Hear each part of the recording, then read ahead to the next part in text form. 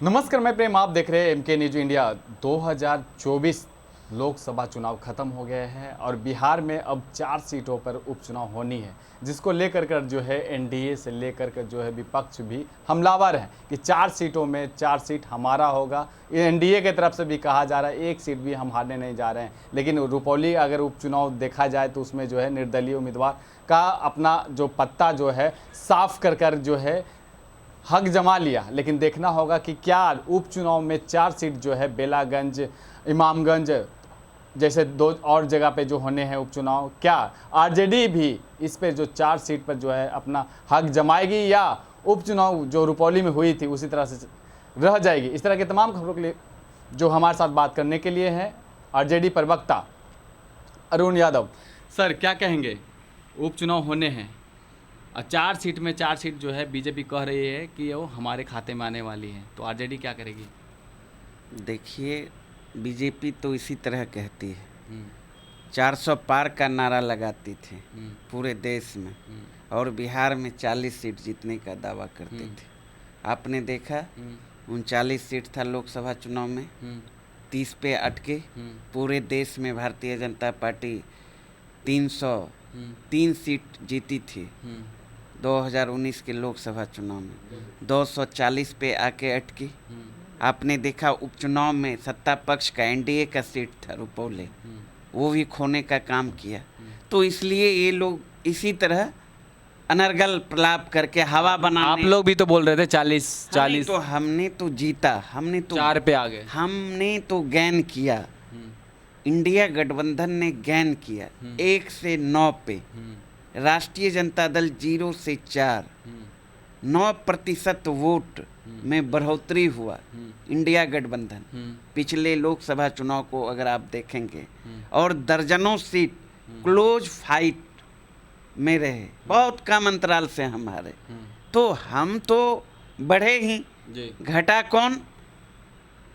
घटा Bharatiya Janata party, RJD भी घटा, जेडीयू नहीं, हम तो गैन किए। आप बताइए ना। 23 सीट में 4 सीट। हाँ नहीं, मेरा जीते हम ना। 17 भारतीय जनता पार्टी की जीती हुई सीट थी बिहार में और 12 पे आ गई। 16 जेडीयू की जीती हुई सीट, वो भी 12 पे। तो हमारे खाते में सीट आई ना, तो इसलिए हम तो बढ़ रहे हैं, सत्ता पक्ष घट रही है। अगर आप देखेंगे 2019 के लोकसभा चुनाव को, तो एक जगह जो है भारतीय जनता पार्टी एनडीए 2.5 लाख, 3 लाख, 3.5 लाख मतों से चुनाव जीतने का काम किया था। इस बार तो इसलिए जनता का मूड स्पष्ट है कि अब बहुत हुई जुमले की मार, अब की बार महागठबंधन सरकार। जुमलाबाजी कितना दिन चलेगा?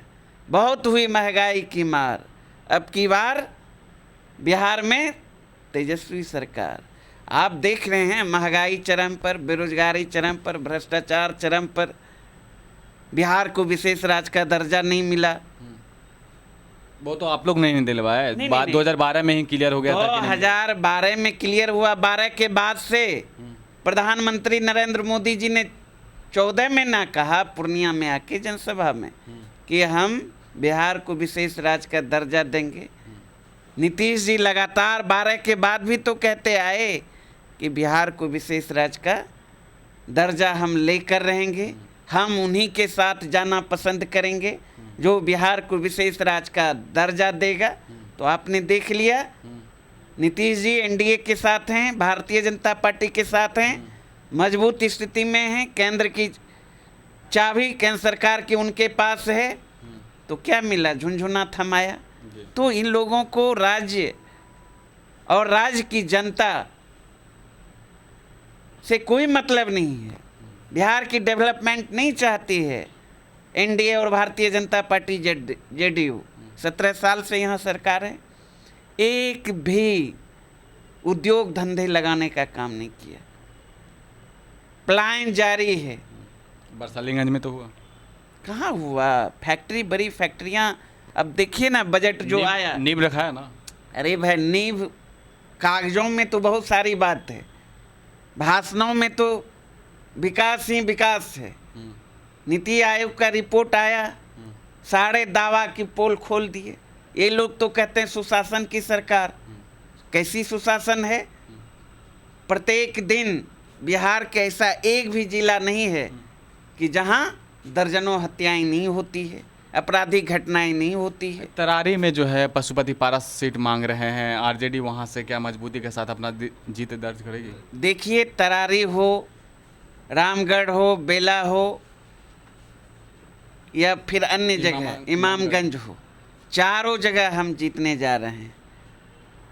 चारों जगह महागठबंधन समर्थित उम्मीदवार की ऐतिहासिक जीत सुनिश्चित है, आप देख लेंगे। तो बेलागंज में परिवर्तन दिख रहा है, पारंपरिक सीट जो रहा है उनका सुरेंद्र प्रसाद यादव का, तो अब कहा जा रहा है कि सुरेंद्र प्रसाद बहुत दिन रह गए हैं और उनका विकास क्या रहा है वो भी झलक रहा है। तो कहीं ना कहीं जो है नाराजगी जो युवा से लेकर के सारे लोग जो है अरे भैया, लगातार आज तक सुरेंद्र जी तो वहाँ चुनाव हारे ही नहीं है।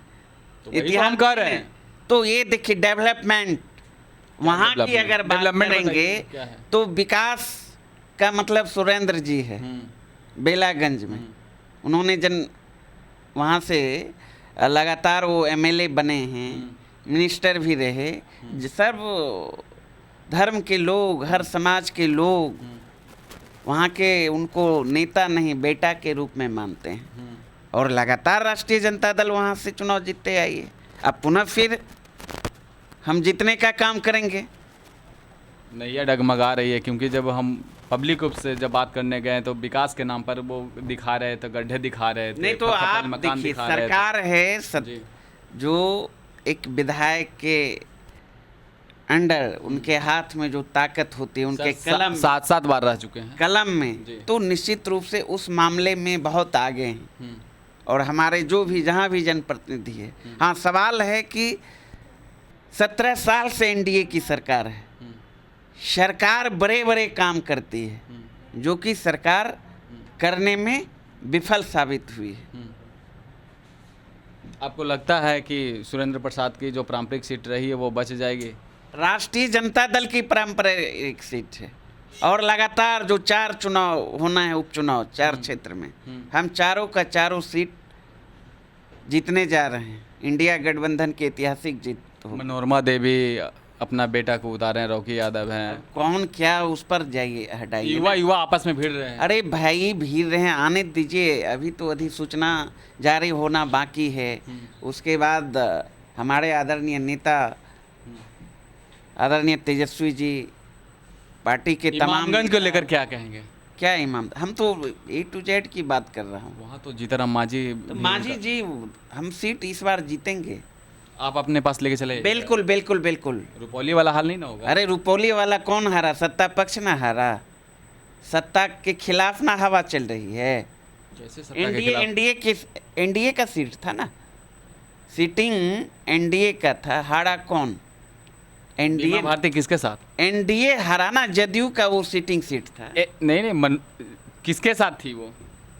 बीमा भारती किसके साथ? बीमा भारती महागठबंधन की उम्मीदवार थी।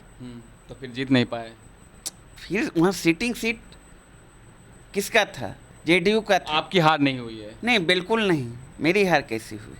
सत्ता पक्ष हारा, सरकार के खिलाफ वहाँ लोगों ने मत देने का काम किया। चलिए, एक प्रशांत किशोर जो है उनका बयान आता है कि आरजेडी को जो वोट मिलता है वो बीजेपी के डर से मिलता है।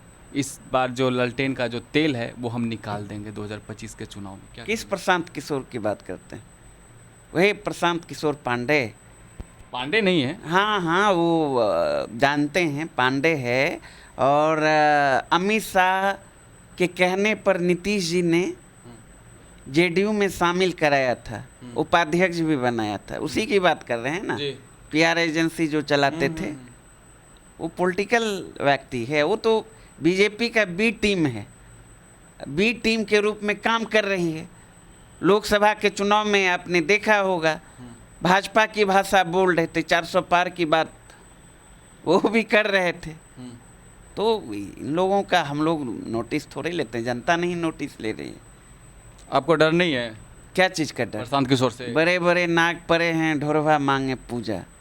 ग्रामीण परिवेश में एक कहावत है यहाँ तो नीतीश जी को तो बिहार की जनता अब नोटिस ले ही नहीं रही है, तीसरा स्थान।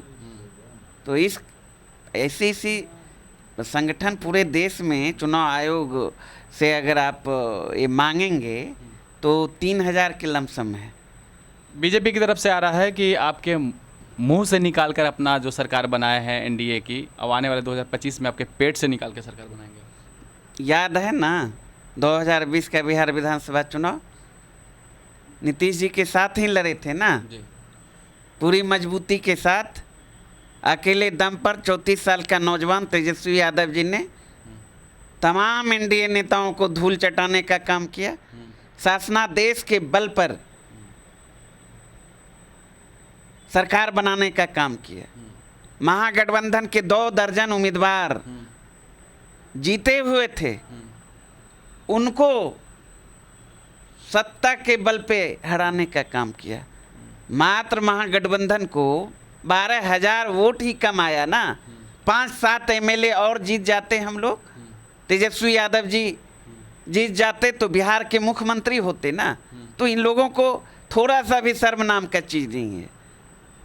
इतिहास को देखे ना, सबसे बड़ी पार्टी राष्ट्रीय जनता दल और जनादेश भी बिहार की जनता ने तेजस्वी यादव जी को दिया, क्योंकि पहली बार तेजस्वी यादव जी मुद्दों की राजनीति 2020 में शुरू किया और उस चुनाव में भारतीय जनता पार्टी का भावनात्मक नारा, भावनात्मक मुद्दा नहीं चला।